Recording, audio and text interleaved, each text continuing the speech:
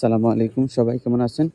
আজকের এই ভিডিওতে আমি আপনাদেরকে বলবো ২০২৬ সালে কিভাবে স্টুডেন্ট ভিসায় সাইপ্রাসে আসবেন। এখন সাইপ্রাসে আসার জন্য আপনার স্টুডেন্ট ভিসার যে আ প্রসেসটা সেটা কি? প্রথম অবস্থায় আপনার পাসপোর্টের মেয়াদ থাকতে হবে, ১.৫ বছরের প্লাস থাকতে হবে। তারপর আপনার স্টুডেন্ট যে সার্টিফিকেটের যে ইয়ার গ্যাপ আছে সেটা আপনার ইয়ার গ্যাপ থাকতে হবে মিনিমাম না, আপনার যদি ১০ বছর প্লাস হয় এরপরও আপনি আসতে পারবেন। আর তারপর আপনার সার্টিফিকেটগুলা এসএসসি এবং এইচএসসি এগুলো আপনার অ্যাটাস্টেশন করতে হবে। তারপর আপনার ব্যাংক দেখাতে হবে। ব্যাংক দেখানোর জন্য আপনার ১০ লাখ টাকা ব্যাংক দেখাতে হবে। এটা আপনার এফডিআর হোক আর সেভিংস হোক।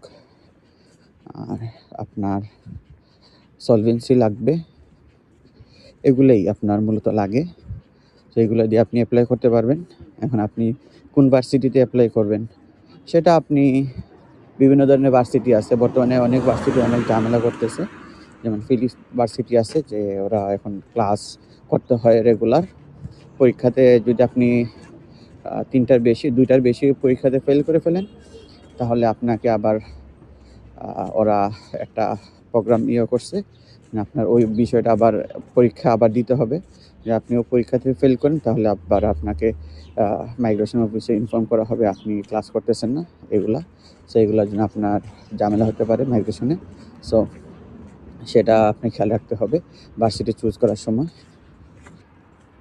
সো আপনারা যদি সিডিএ কলেজে আসতে চান, সিডিএ কলেজে এখন একটু কড়াকড়ি হয়ে গেছে।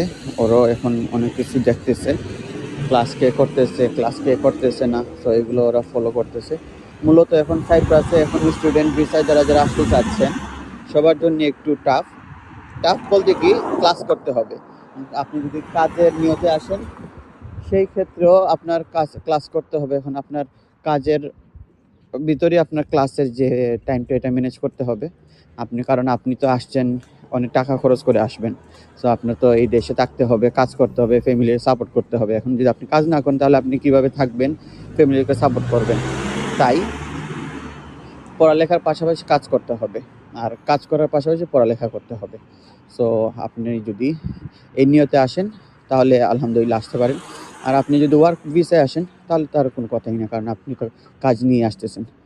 সো যারা আসতে চান আসেন, দোয়া রইল।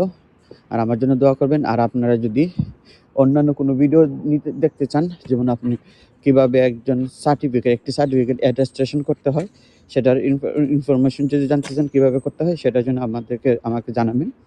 আমি আপনাদের জন্য ভিডিও বানিয়ে দিব আপনারা কীভাবে ডকুমেন্ট অ্যাটাস্টেশন করতে হয় সেটা। আর বর্তমানে স্পেনের যে একটা অবস্থা, যারা ইলিগেল আছে ওরা সবাই এখন ডকুমেন্ট জমা দিয়ে লিগেল হওয়ার সুযোগ হয়েছে। সো যারা স্পেনে থাকেন তারাও একটা খেয়াল রাখেন। এবং এইখানে আসতেছে সবাই, কেন আসতেছে সবাই তো জানেন, সেগুলো তো আর ভেঙে বলা যায় না। সো যারা স্পেনে যেতে চান, যে স্পেনের পুলিশ ক্লিয়ারেন্স কীভাবে তৈরি করতে হয় এটা আমি আপনাদের যদি চান তাহলে আমার এই ফেসবুক পেজের মধ্যে আছে, আপনারা দেখতে পারেন। তারপর আবার সেই পুলিশ ক্লিয়ারেন্স অ্যাটাস্টেশন কীভাবে করতে হয় সেটার ভিডিও আছে, দেখে নেবেন। আর যদি আমার ভিডিওটি ভালো লাগে থাকে তাহলে লাইক, শেয়ার, কমেন্ট করবেন। আর কোনো কিছু ইনফরমেশন যদি মিসিং হয় তাহলে একটু কাইন্ডলি আমাকে একটু জানাবেন।